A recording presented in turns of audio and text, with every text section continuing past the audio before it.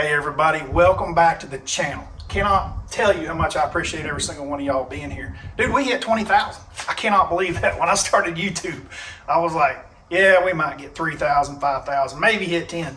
But here we've crossed over 20. And it doesn't have anything to do with me. It's you guys subscribing. I really appreciate it. Thank you guys so much. I love making content. I get a lot of enjoyment out of it. And really enjoy doing videos just like this one. So a video today that we're going to do is about the boats that are behind me. This video is going to be about how to purchase a used bass boat. And guys, y'all know me. I ain't trying to push you straight up on my brand new 2022 Phoenix. It's not what I'm trying to do. I realize that everybody has different budgets. We're all in different places in life, different ages, all different kinds of things out there. So this video is going to primarily be for everyone. That's what I'm trying to do here. I'm trying to give out tips, hints, things that I would be looking for if I was purchasing used boats, whether it's a 1984 or a 2022 Phoenix. I'm going to throw out all of it. We're going to start at the front of the boat, work our way all the way to the back, try to give you guys some pointers. It's getting to be that time of year this fall. A lot of guys are going to be selling new boats, or they're one-year-old boats, and guys are going to be purchasing them. And then as that follows, it kind of works down the chain. There's a lot of used boats out there on the market going into next spring. So things to look for, how to set a budget, figure everything out that you want in a bass boat, because at the end of the day, we just want to go fishing. So let's get to it. Purchasing a new boat. We wanted to get to, and like I say, I've done this like 5 times I've recorded it, and every time I get way too long. This is a big subject, because I want to include the guys like my buddy Ryan McGlamory, who I worked with years ago, and he was young, right out of college, new wife, and wanted to fish really bad, and just had a budget that really, it was reasonable, but it wasn't new bass boat or bass boat money. And he came to me and wanted to know what he should purchase, and I gave him some pointers, and dude, he followed it to a T. And that's been years ago. He just needed something that he wanted to fish Wednesday nighters with and go over to Eufaula, where his family had a place, and fish. And he just won a Wednesday nighter in the last week or two, and that was years ago that he purchased that boat. So I want to make sure that I include guys in that. And the advice that I gave him at the time was, he wanted a bass boat. He wanted to be able to fish tournaments, right? So we're talking live wells the whole nine. So 17, 18 footers is about the bottom end of this deal. Maybe a 16 footer, maybe. Some of the old Rangers that were built back in the 90s, some of the old Champions, that's what I suggested to him. He ended up purchasing a Ranger. It's brown. It's not got glitter all down it. It's not some gorgeous thing that he's looking at, but it had a 150 EFI. I told him I thought that was a big deal. Those old Mercury EFIs were good motors. It's bulletproof as you can get with an older motor. And those smaller motors, quite frankly, did better with power heads than some of the bigger stuff does that we have today. They just, the horsepower didn't blow themselves up. He ended up purchasing a 150 EFI. I would suggest that. The thing that you really want to look at when you're looking at one of these older boats is that whenever you go to purchase one like Ryan did, is you got a plan up front. Look, I'm probably going to have to put electronics on this thing that I want to fish with. One up front and one at the consoles, plenty. Don't have to be 12-inch screens or anything like that. But you're going to have to look at what this day and age is. And on the front, if you want a live scope, put one graph up there and make it a live scope. You don't even need 2D sonar anymore with some of this forward-facing imaging. It's the only screen that you're going to look at anyway. I can tell you that's fact.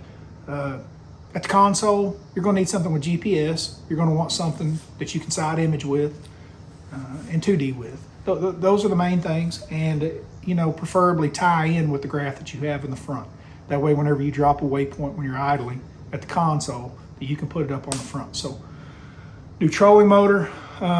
If you're buying a 1994 model and nothing's been changed on it, you're going to want a new trolling motor. And a big thing for me was wiring. Run brand new wire. Run some big 6 gauge, 8 gauge to the front so that you handle all the power of your electronics, and drop some new batteries in it. And new batteries, I'm going to tell you guys that with anything that you're purchasing, plan on putting batteries in it. I don't care if you're buying a 2021 or if you're buying a 1984. You probably better plan on putting batteries in. I'm just giving suggestions out here to where you get out on the water and you have the least amount of problems. So when you're looking at your budget and what you want to spend, batteries are going to go across the board. You middle tier guys that don't want to buy a brand new bass boat, but definitely don't want to buy a $10,000 bass boat. You're looking in that $25,000 to $45,000 range. The biggest problem in that area is that you're probably buying a boat that's out of warranty. And, you know, it's not the end of the world. You just got to look at it like I am, you know, yourself. You're running your self warranty. You know, you're warranting it yourself. Look at some of the motors that are out there. The SHOs were really good motors. They were some of the first 4 strokes to come out. Some of them will probably fit in this price range. Then they are good motors. What I'm going to tell you is that when you pop one, if you blow a motor up in it, you know, lose a power head, whatever you want to call it, they're really, really expensive to rebuild. A buddy of mine, Sean, was off to college, and his Skeeter, he had one. I don't remember what year model it was, but I want to say he told me it was somewhere around $13,000 to $17,000 to rebuild that thing. 13 to 15. I mean, dude. So he repowered it, and that's what I would suggest if you get in that situation. But you know, the EFIs, even though they're 2-stroke and not 4-stroke, there's a lot more parts available. So, you know, if you are self-warrantying, then, you know, that's something to think about, you know, when you're purchasing a boat. Some of the older boats, like just to jump back with Ryan, you know, I felt like that the Ranger, which you see what he bought, the Champion, as you get in the middle tiers, there's going to be boats that were built during the early 2000s. All of the big boat manufacturers that are still out here today are all really good hulls. Triton made a really good hull. Skeeter made a really good hull. They all made really good hulls. Then you get into the budget of the newer boats, right? The 2020s and above. There's about to be a lot of those hit the market. That's kind of why I want to make this video, because there's a lot of pros going to be getting into new boats starting the new year. So they start selling them in the fall. Usually about at the end of August, September, October is when you start seeing those boats hit the market. If you don't want to buy a brand new boat from a dealer, it's a really good time to buy a boat, because all those pros, whether they're at MLF or at the Elite Series, they're going to be coming out of their boats. And there's some good buys out there. There really is. These guys all buy their boats. I know that the general public thinks that all those pros get free boats, or, you know, they don't. There's a very select 1% that buy it. But for the most part, those guys have all bought their boats, and they need to sell them to be able to buy another boat next year. So a lot of boats hit the market. While they are discounted, you're going to see some of the best prices of the year on some of the newest stuff out there. Electronic wise, boats, everything rigged. So then you really need to start looking at, like, what type of electronics do you want? Which in this day and age, a lot of the guys are running all 3 or 4 brands. Some of the guys are running, if they've got a sponsorship with one of the electronic companies, whether it be Lowrance or Garmin or Humminbird, you're going to see the whole boat rigged out in that unit. So, you know, what are you comfortable using? What are you comfortable with learning how to use? They all 3 are good brands. And then, you know, boat-wise, you know, hours and things like that come into hand. With this day and age, with the graphic and stuff, most of those hours are put on with less than 1,000 RPMs. They're idling, using side image and stuff. So hours aren't everything, man. I've seen some boats with 10, 15 hours on them that are pretty beat up. So that's something to think about. Has the boat been wrapped? When you're talking about the newer boats, it is amazing how these boats look showroom new when the wraps come off. The sun fades these boats a lot just in 1 year's time, and the wraps really make a difference on the gel coat and the shine on the new ones. So something to think about as well. If they've been wrapped, they're probably a little bit more protected, look a little more showroom new. If you're wanting to purchase one of the new boats, they're astronomically high, expensive wise, and I get that.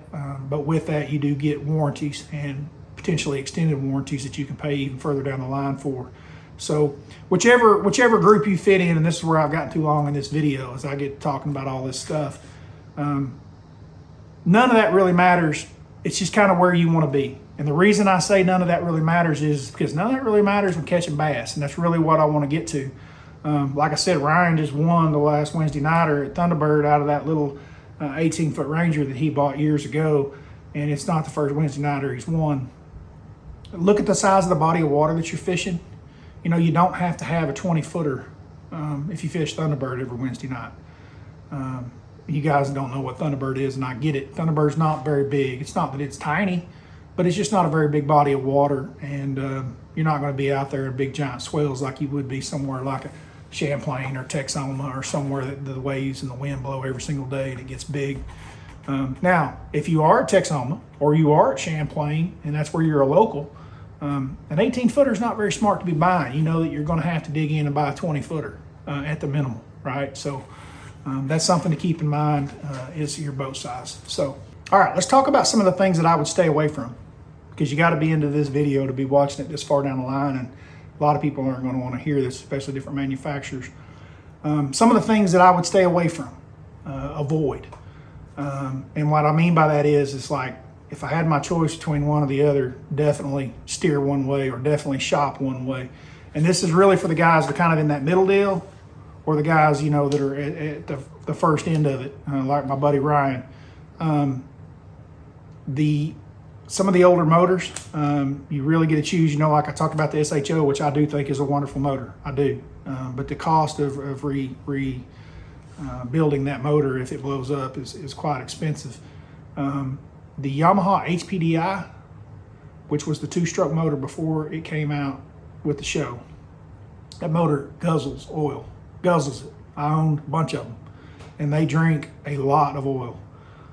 That's something to think about. I would steer away from that. Some of the boat manufacturers, if you're looking at older boats, some of the boat manufacturers, if it's any of the big brands, you're fine. You're perfectly fine. If you're in that Triton, Ranger, Phoenix, you guys know what I'm talking about, Nitro, any of the bigger manufacturers, you're going to be fine.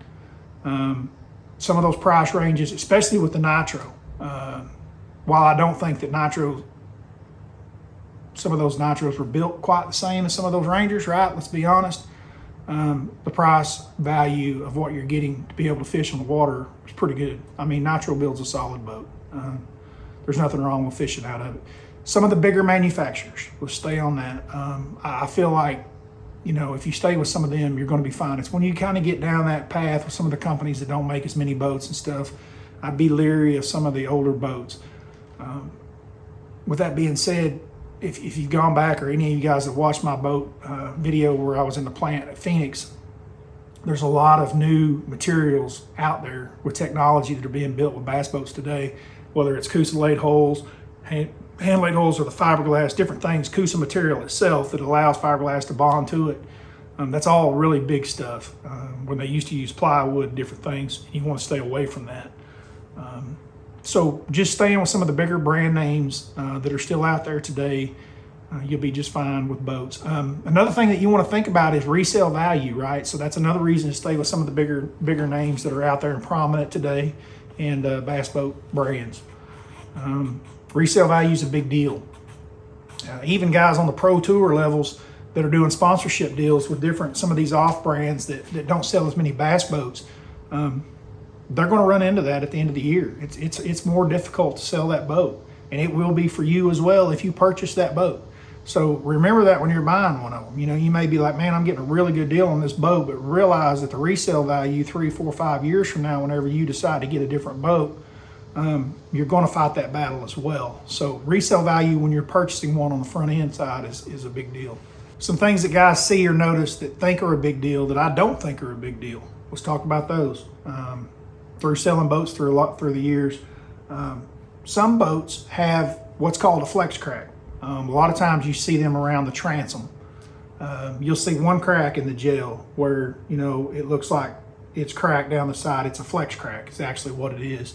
You might see 2. You may even see 3 coming from a point that's down the transom, down the side of the boat. And I'm talking about used boats here. Those are flex cracks. It's where actually they've hit a wave or something, and the gel and everything flexed and caused a crack, but came back. It's not it's not part of the structure. It's not a structural crack. It's just in that gel. It's a flex crack. They're very common. It happens to Rangers. It happens to Phoenix. It happens to Skeeter. It happens to everybody. And they're not a big deal. I've had them come up on boats that I've run through the years. I've seen them on other boats. Now, I'm not talking about complete spidered. Okay, that's a different deal when they spider completely. But I'm talking about a flex crack. They're generally just in the gel.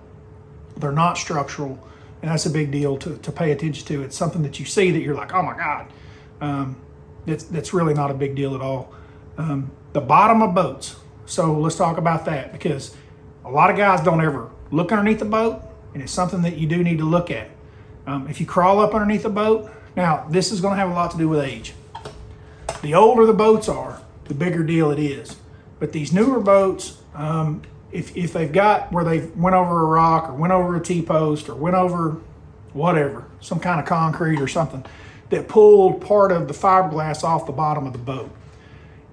And when I say part of, usually it's like a T-post and it'll be like a scratch, all the way down where it rips and you can actually see the glass underneath, the actual fiberglass, not the gel coating.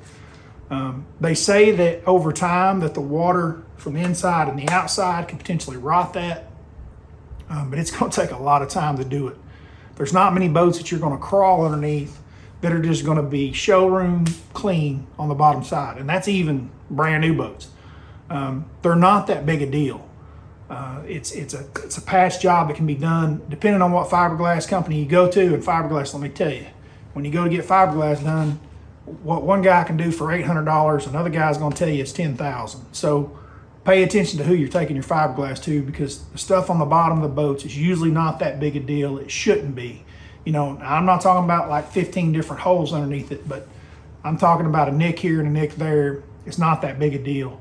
Matter of fact, if I buy one today and it's got a little bit that's the size of a quarter out of it, I'm not even worrying about it. I'm going to run the boat because I know that at the end of the year, I'm going to have another one somewhere that I'm probably going to have replaced as well.